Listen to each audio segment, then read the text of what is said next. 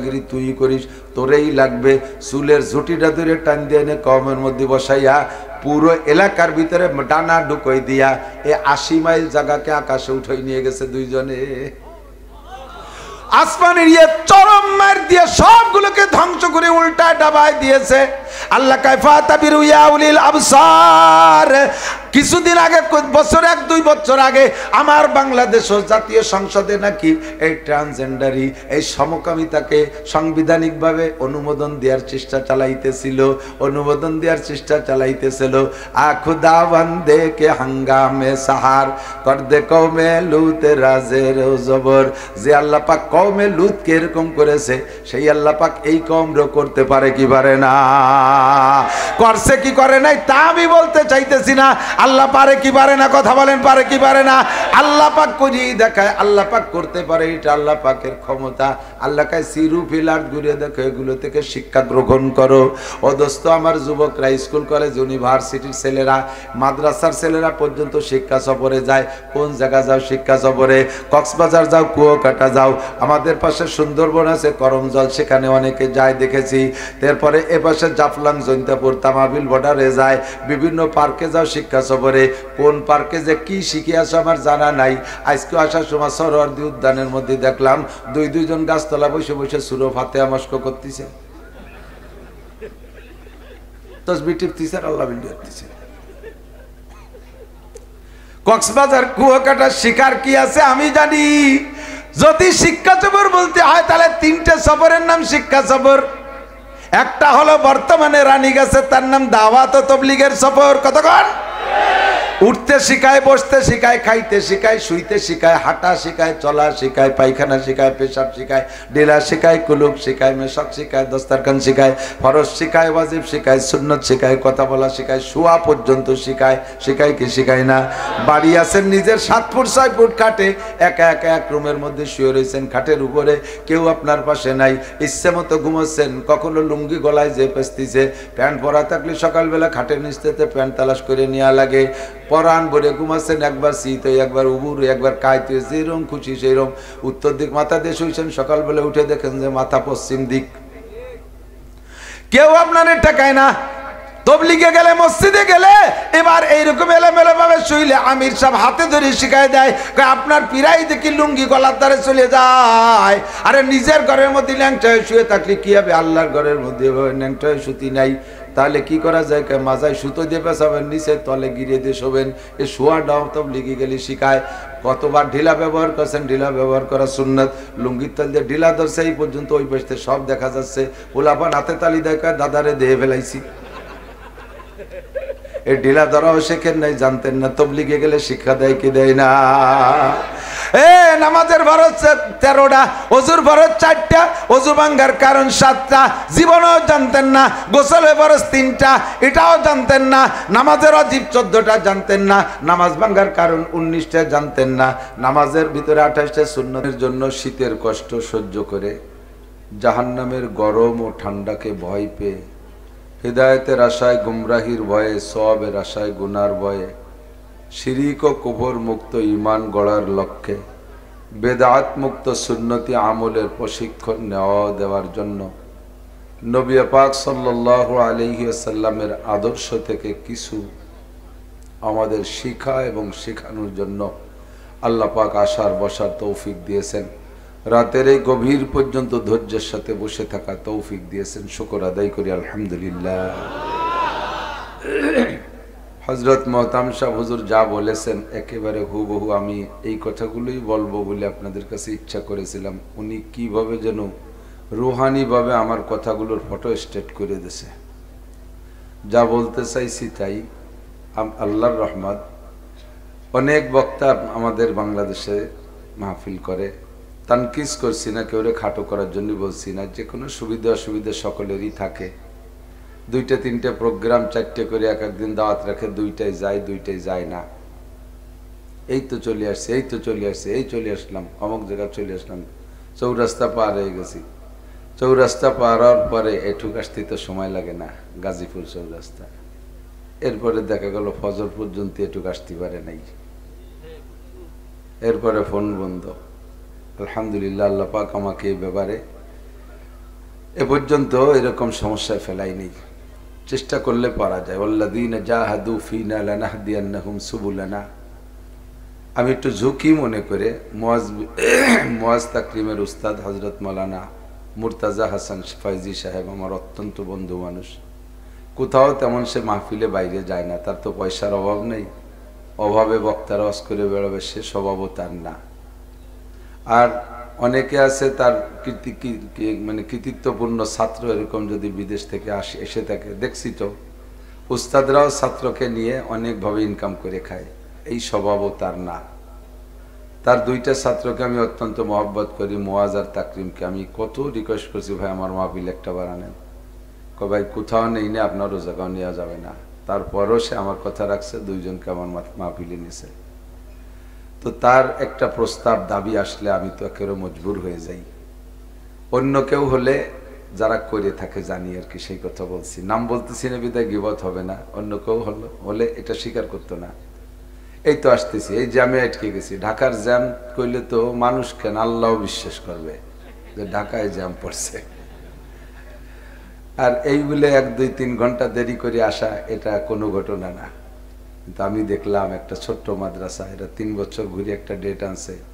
আমার দেরির কারণে যদি মাহফিলের ক্ষতি হয় আমারই কষ্ট। আমি তো মাদ্রাসার মোহতামেম, আমি তো জানি এই ঘটনায় কতটা ক্ষতিগ্রস্ত হতে হয়। তাই আমি হযরত মাওলানা তাওহীদ সাহেবকে বললাম, ভাই একটু এভাবে সাপোর্ট দেওয়া লাগে। আল্লাহর বান্দা, আমার চাইতে অনেক বড় উদার মনের মানুষ তাওহীদ সাহেব। কোনো বক্তা এভাবে আচানক সকালে দাওয়াত বিকেলে যাবে ওয়াজ করতে, কেউ যায় না। আমি তো যাইতামই না, আমার ভিতরে অহংকার আছে, কিন্তু ওনার মধ্যে সেই অহংকার নেই। বলার সাথে সাথেই কেমন যেন উস্তাদের ছাত্রকে অর্ডার করলে যেমন শোনে সেরকম আমার কথাটা রাখলো, ইন্দ্রাও গ্রহণ করলেন। সব মিলে তার বয়ানে আপনারা সন্তুষ্ট আছেন তো? আল্লাহ তাআলা তারও জবান ও আমল এলেমে বরকত দান করুক, বলেন আমিন। তার এই উদারতার কারণে আল্লাহ তাআলা তাকে বিশ্ববিখ্যাত করে দিক। তার খেদমতের স্থান এয়ারপোর্ট কার্গো মসজিদের ইমাম ও খতিব, অত্যন্ত সুন্দর। আমার এই পাশে লজিং, ওখানে সিলেট চট্টগ্রাম যাই এসে কিছুক্ষণ তো এয়ারপোর্টে অপেক্ষা করা লাগে, ওনার ওখানেই বাসা, ওই বাসায় থাকি। এত মেহমানদারি করে যার তুলনায় আমি কিছুই করতে পারি না। তা আমার অত্যন্ত স্নেহের ছোট ভাইয়ের মতো আমি তাকে প্রাণ ঢালা দোয়া করলাম।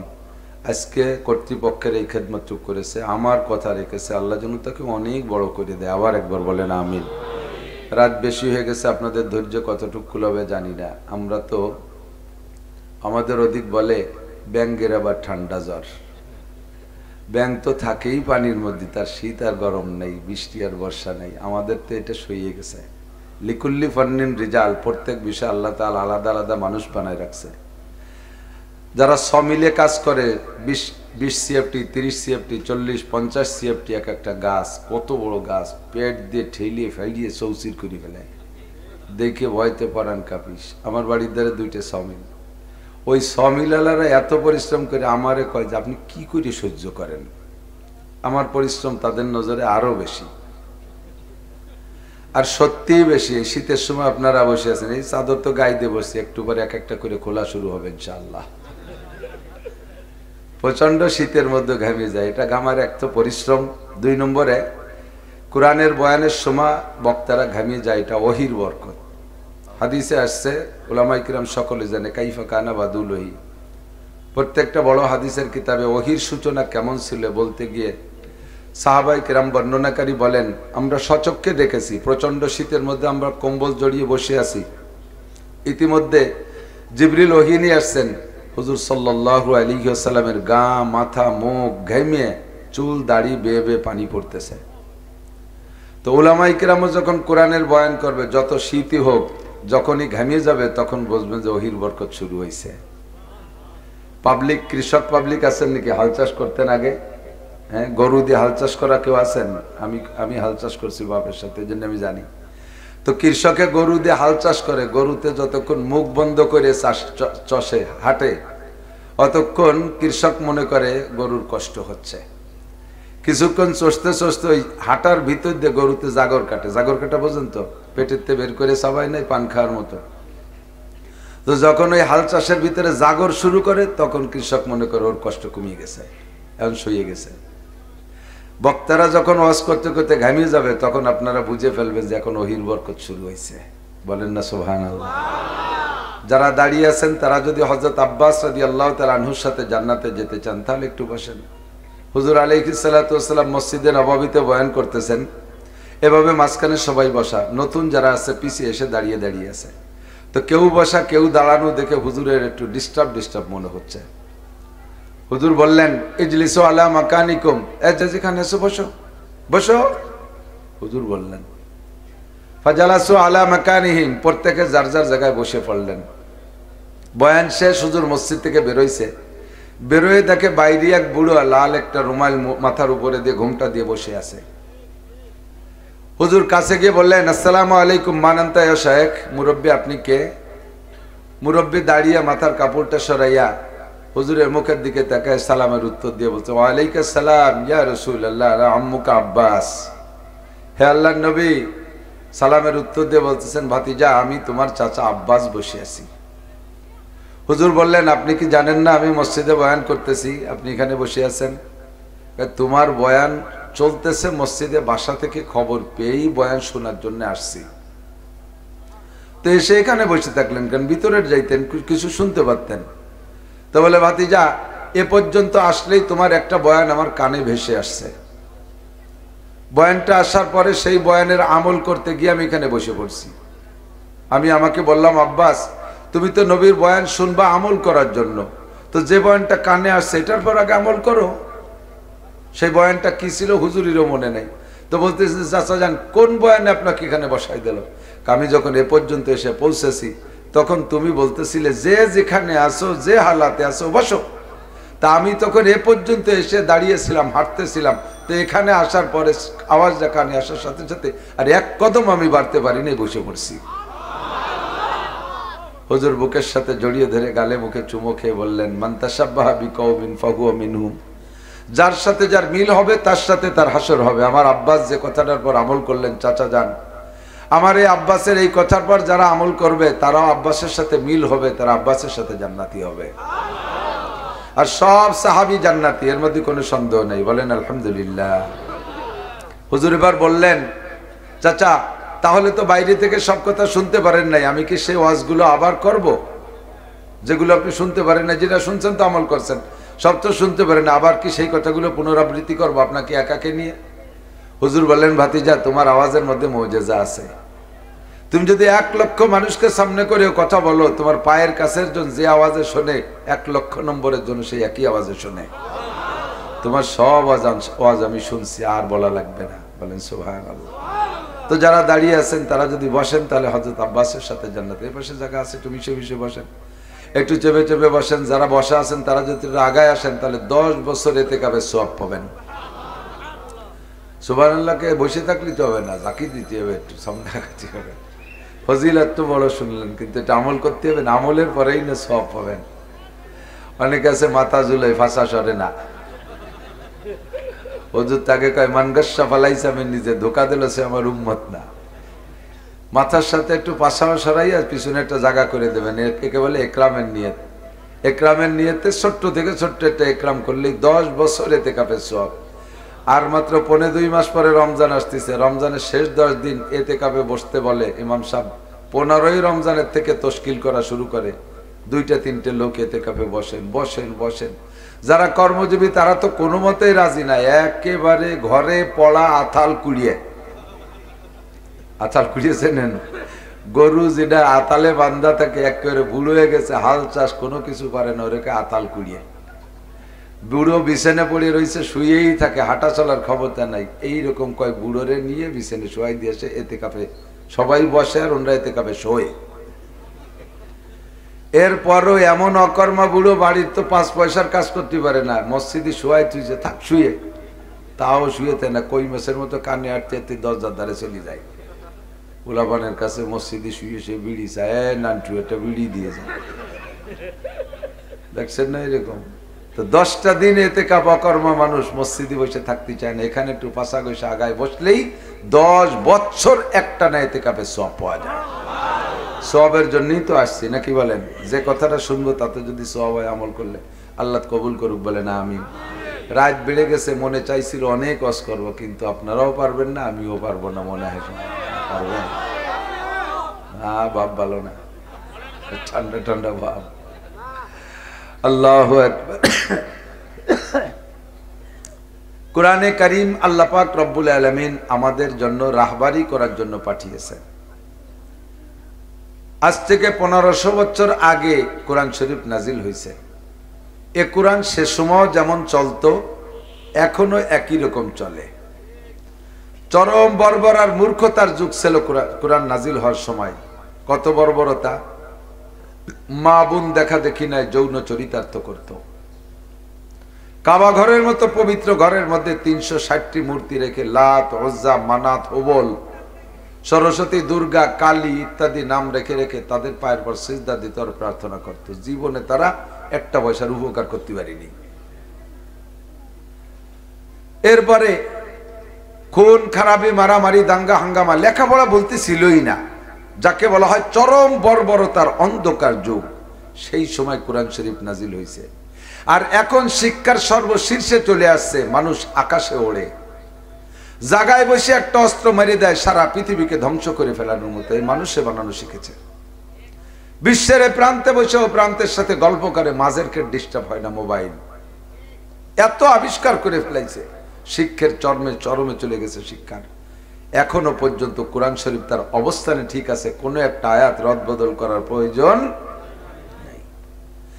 আরো যদি শিক্ষা বাড়তে বাড়তে বাড়তে বাড়তে সর্বোচ্চ কোথায় আছে জানি না, সে পর্যন্ত যায়। আল্লাহ পাক বলেন, ওমা উতিতুম মিনাল ইলমি ইল্লা কালিল। যত বড় শিক্ষিত হও না কেন, তোমার একটু দেওয়া হয়েছে, একটু যারা সামান্য, বাকি সব এলেম আমার কাছে রয়ে গেছে। কোরআনে কারিমের ভিতরে আল্লাহ পাক কয়েকটা বিষয় নিয়ে আলোচনা করেছেন। 1 নম্বরে আমর, 2 নম্বরে নাহি, আদেশ আর নিষেধ, আরেকটা হলো তানজির, আরেকটা হলো তাবশির, ভীতি প্রদর্শন আর সুসংবাদ, আরেকটা হলো কসাস, বিগত ইতিহাসের কিস্সা, আরেকটা হলো আহকামাত, শরীয়তের বিধিবিধানের কিছু আমল। 5-6টা বিষয় নিয়ে কোরআনে কারীম আল্লাহ পাক পাঠিয়েছেন। অনেক অনেক কিস্সা আছে কোরআন শরীফের ভিতরে। সবচাইতে পছন্দসই যেই কিস্সাটা আল্লাহ পাকের কাছে, নিজেই কিস্সাটা বর্ণনা করে বলেন আহসানাল কসাস। এই কিস্সাটা সব কিস্সার মধ্যে সবচেয়ে সুন্দর, সেটা হলো ইউসুফ আলাইহিস সালাতু ওয়াস সালামের কিস্সা। আমি সেদিকে যাব না, আল্লাহ পাক চয়েস করে পছন্দ করে সেটাকে সর্বশ্রেষ্ঠ বলেছেন, আমিও সে কথায় একমত। এর পাশাপাশি আরেকটা কিস্সা আল্লাহ পাক রেখেছেন, সেই কিস্সাটা আমার কাছে তার চেয়ে কম নয়। সেটা হলো আমার নবী, আপনার নবী, বিশ্ব নবী মুহাম্মদুর রাসূলুল্লাহ সাল্লাল্লাহু আলাইহি ওয়াসাল্লামকে আল্লাহ পাক একটা শিক্ষা সফরে ভ্রমণ করার সুযোগ দিয়েছিলেন। দুনিয়ায় অনেক সফর আছে, শিক্ষা সফর বলতে একটা পরিভাষা আমাদের দেশে আছে শিক্ষা সফর। শিক্ষা সফরের কথা আল্লাহ পাক নিজেই অর্ডার করেছেন, কুল সিরু ফিল আরদ ফানজুরু কাইফা কানা আকিবাতুল মুকাদ্দিবিন। হে নবী, উম্মতদেরকে একটু বলে দাও, সিরু ফিল আরদ, জমিনের উপর দিয়ে একটু ঘুরে দেখো, একটু ভ্রমণ করে দেখো, কাইফা কানা আকিবাতুল মুকাদ্দিবিন, মিথ্যাবাদী কাদের সাথে আমি কেমন আচরণ করেছি। যারা মিথ্যাবাদী তাদের সাথে কেমন আচরণ করেছি, যারা সত্যবাদী তাদের সাথে কেমন আচরণ করেছি, যারা আমার সাথে ধোঁকাবাজি করেছে তাদের সাথে কেমন আচরণ করেছি, যারা আমার সাথে ঈমানের আচরণ করেছে তাদের সাথে কেমন আচরণ করেছি। একটু তাদেরকে পয়সা থাকলে, সুযোগ থাকলে ঘুরে দেখতে বলো। আখুদা বন্দে কে হাঙ্গামে সাহার, আখুদা বন্দে কে হাঙ্গামে সাহার, কর দে কওমে লূত রাজে রোজবর। আমার আল্লাহ পাক কওমে লূতকে রাতের শেষ অংশে যাইয়া উলট পালট করে মাটির নিচে ডাবাই দিছে। 80 স্কয়ার মাইল জায়গা, জিব্রাইল আর মিকাইল দুইজন মাটির ভিতরে ডানা ঢুকাই দিয়া পুরো মাটিটাকে আকাশে উঠাই নিয়ে গেছে। আসমানে নেওয়ার পরে ফেরেশতাদের মাধ্যমে আল্লাহ পাক বোমা মাইরা তুলোধুনা পেশা কইরা ওই জায়গা জমিনটারে উল্টো কইরা মাটির নিচে ডাবাই দিয়েছে। এখনো পর্যন্ত সেটা সাগরের মতো পড়ে আছে। 80 মাইল জায়গা তো কম না। এই জায়গা এত অভিশপ্ত, তার ভিতরে পানি আছে। জর্ডানের ভিতরে জায়গাটা অবস্থিত।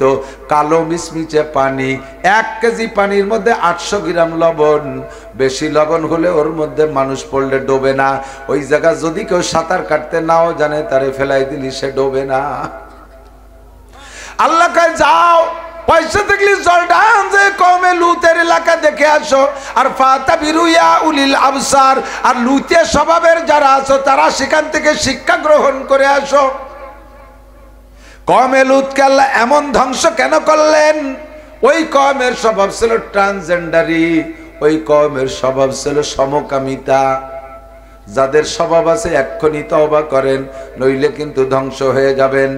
পুরুষে পুরুষে যৌন চরিতার্থ, নারীতে নারীতে যৌন চরিতার্থ, এই যে ব্যতিক্রম অপকর্ম, এইটার পর আল্লাহ পাক অসন্তুষ্ট হইয়া তাদের হিদায়াতের জন্য তৎকালীন রসুল ছিলেন ইব্রাহিম খলিলুল্লাহ আলাইহিস সালাম, আর তার ভাগ্নে ছিল হযরত লূত আলাইহিস সালাম।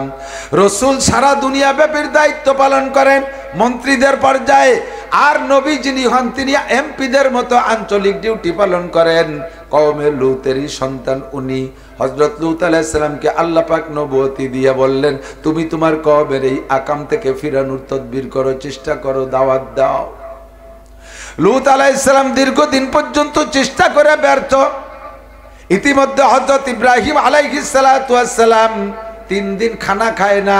ইব্রাহিম আলাইহিস সালামের কাছে ইসমাইল আলাইহিস সালাম জিজ্ঞেস করছেন, ইয়া আবাতি, ও আব্বাজান, লিমা জালাকাল্লাহু খলিলান, আল্লাহ পাক আপনাকে খলিল বানাইলেন কেন?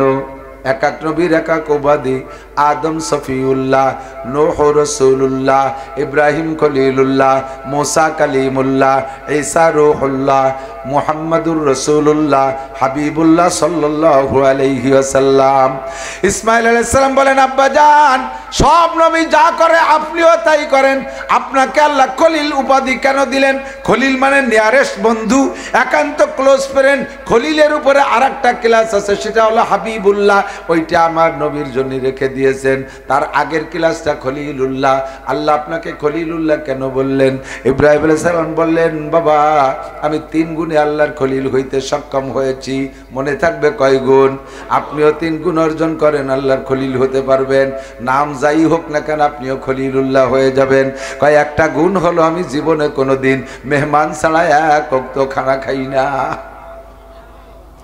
মানুষ মেহমান পাইলে ভালো, নইলে কমপক্ষে বিড়াল কুত্তা নিয়ে তাদেরকে প্লেটে খাবার দিয়া তারপরে আমি খানা খাই। মেহমান ছাড়া কোনোদিন আমি খানা খাই না। 1 নম্বর আমার এই স্বভাব। 2 নম্বর স্বভাব হলো, দিন ও দুনিয়া আমার সামনে একই প্রয়োজন, একই গতিতে উপস্থিত হয়েছে। দিনও যেমন দরকার এ মুহূর্তে দুনিয়াও তেমন দরকার। দুনিয়াও বৈধ, তবে এটা দরকার। এই দুনিয়া ধরতে গেলে দিন সুইটা যায়, আবার দিন ধরতে গেলে দুনিয়া সুইটে যায়। যে কোনো একটা ধরা যাবে, 2টা ধরা যাবে না। আবার 2টা আসছে একই টাইমে, একটা ধরতে গেলে আর একটা ছুটবে, আবার 2টি একসাথে ধরা যাবে না। এইরকম যখন হাড্ডাহাড্ডি লড়াই চলে আমার সামনে দিন ও দুনিয়া, তখন আমি দুনিয়া যতই প্রয়োজন হোক ওইটাকে ত্যাগ করে দিয়ে আমি দিনকে প্রাধান্য দেই। 3 নম্বর গুণ হলো, আমি যে জায়গায় বসে আছি এখান থেকে উঠে আমি ও জায়গা বসি না। যদি ও জায়গা গেলে আমার দুনিয়ার কোনো বৈধ ইনকাম না হয়, অথবা আমার আখিরাতের কোনো নেকি কামাই না হয়, দুনিয়া ও আখিরাতের বৈধ কল্যাণ যদি ওখানে না থাকে, বসার থেকে সরিয়ে আমি 1 সিট সরিয়ে বসি না। বসার থেকে যেখানে বসা আছে এখান থেকে সরিয়ে বসি না। অর্থাৎ আমি একটা সেকেন্ডও অপচয় করি না, সময় নষ্ট করি না। চায়ের দোকানে বসে বসে গাপসা গাপসি আমি করি না। আমার দেশে তো মানুষ আছে চার দোকানে বসে মিনি সংসদ বানায়, নয় মিনি সংসদ ভবন না, ওই জায়গা বসে যা বুদ্ধি দেয় সরকার সেই অনুযায়ী দেশ চালায়। মাওনা ফ্লাইওভার পার হয় না চাচা তোমার এই ভাষণ বক্তব্য। অথচ বুড়ো বুড়ো মানুষ সকালের থেকে রাত 11টা পর্যন্ত টেলিভিশনের আখেরি মুনাজাত না হওয়া পর্যন্ত ওঠে না। হাসিনেরে উঠো, খালেদারে ডুবো, খালেদারে উঠো, হাসিনেরে ডুবো, এর সাথে কবরেতে উঠে চাবুক মারো, এই সমস্ত আকাম ফাও দরবার ওই জায়গায় বসে ঘন্টার পর ঘন্টা করে। ইব্রাহিম খলিলুল্লাহ বলেন, আমি এমন করে একটা মিনিটও অপচয় করি না। তিনটেই উনার গুণ, এই তিন গুণে আল্লাহ আমাকে খলিল ঘোষণা দিয়েছেন। তবে প্রথম গুণটা হলো আমি মেহমান ছাড়া খানা খাই না। একবার এমন করে ডেলি রান্না হয়, অক্তে অক্তে খানা নিয়ে বসি, মেহমান পাই না। একটা বিড়াল কুত্তো আমার বাড়ির ধারে আসে না। সকালের থেকে খানা নিয়ে দুপুর পর্যন্ত বসে থাকি, খাইতে পারি না। দুপুরে খানা নিয়ে ঘন্টা 2 অপেক্ষা করি, মেহমান পাই না, খাই না। আবার রাতের খানা নিয়ে বসে থাকি, মেহমান পাই না, খাই না। এমন করে 3 দিন চলে গেছে। এখন ইব্রাহিম খলিলুল্লাহ ক্ষুধার তাড়নায় দুর্বল হয়ে পড়ছেন। আল্লাহ আরশে আজিমের মালিক তো জানে ওই বাড়ি কার বাড়ি, কোন মেহমান কবে যাবে, এটা কে জানে? কারখানা কোন জায়গা আছে কেউ কইতে পারবে নাকি? কথা বলেন। আল্লাহু আকবার। আজকেই তার নগদ প্রমাণ। আমার অত্যন্ত মোহাব্বতের কি বলা হয় ফয়জি সাহেব, মুর্তাজা হাসান ফয়জি সাহেব, আমার বাড়ি তার মেহমানদারি, আমি নিজে হাতে খানা খাওয়াই। আজকে তার ওখানে আসবো, বিশাল রান্না বান্না হয়ে গেছে, খুব খাবো মনে নিয়েছিল। 1 গিলাস পানি আর 1 কান বিস্কুট ছাড়া আমি কিচ্ছু খাতে পারিনি। সেই খাবার এই জায়গায় সে রুটি খাইছি। কার কোন জায়গায় রুজি আছে আল্লাহ ছাড়া কেউ জানে না। তবে যেখানে আছে সেখানে তারে যেতেই হবে। দচিজাত মীরা কাসার জোরে জোর, একে আবদানা দেগার খাকে গোর। 2টে জিনিস মানুষকে গন্তব্যে নিয়েই ছাড়ে। একটা হলো রুটি আর রুজি আর রুটি, আর একটা হলো কবরের মাটি। কথা কন ঠিক কি ঠিক না? ইব্রাহিম খলিলের জন্য আরো 2 দিন মেহমান বরাদ্দ নাই। 3 দিনে ক্লান্ত হয়ে গেছে। আরো 2 দিন যদি মেহমান না আসে তাহলে আমার খলিল তো ক্লান্ত হয়ে যাবে, দুর্বল হয়ে যাবে। মেহমানকে ইব্রাহিমকে খানা খাওয়ানোর জন্য আল্লাহ পাক জিব্রাইলের সাথে আরো 9 জন ফেরেশতা, মোট 10 জন ফেরেশতা দিয়া, উলামায়ে কিরাম দেখলে দেখতে পারেন সূরা জারিয়াতের তাফসীর জালালাইনের হাসিয়ার ভিতরে সুন্দর করে লিখছে 10 জন ফেরেশতা সহ আল্লাহ পাক ইব্রাহিমের কাছে পাঠিয়েছেন, যাও তোমরা মেহমান সাজে আমার ইব্রাহিমকে খানা খাওয়ায় আসো। 10 জন মেহমান হ্যান্ডসাম যুবক ইব্রাহিম খলিলুল্লাহর বাড়ির বাহিরে এসে সালাম দিয়েছে, আসসালামু আলাইকুম আপিল বাইতে খলিলুল্লাহ। ইব্রাহিম খলিলুল্লাহ বাসায় আছেন। ঘর থেকে বেরিয়ে এসে সালামের উত্তর দিয়ে বলে, মানান্তুম, কয় আপনারা কারা? কয় নাহনু যুয়ুফুক, আমরা আপনার মেহমান এসেছি। দ্রুত রিসিপশনে বসাই দিয়া তাড়াতাড়ি গোয়াল ঘরে যাইয়া, এমনি অক্তীয় রান্না যা হয় তা তো স্বামী স্ত্রী 2 জন, সংসারে তো সদস্য বেশি না। উন্ডা খায় 1 জন মেহমান, 2 জন মেহমানের জন্য অতিরিক্ত। যেখানে 10 জন মেহমান আছে তা তো আর সাংসারিক খাবার দিয়ে খাওয়ানো যায় না। আর মেহমানের চেহারায় কয় মেহমান যেমন তারে খেদমত করতে হবে তেমন। মান কানা ইউমিনু বিল্লাহি ওয়াল ইয়াউমিল আখির ফালইউকরিম যায়ফা। নবী পাক বলেন, যদি তুমি আল্লাহকে বিশ্বাস করো আর আখিরাতকে বিশ্বাস করো তাহলে মেহমান যেমন তাকে সেরকম মেহমানদারি করো। যে সাইজের মেহমান তারে সেই সাইজের মেহমানদারি করো। বলতে গেলে লম্বা হয়ে যাবে, কথা ফিরে আসলাম।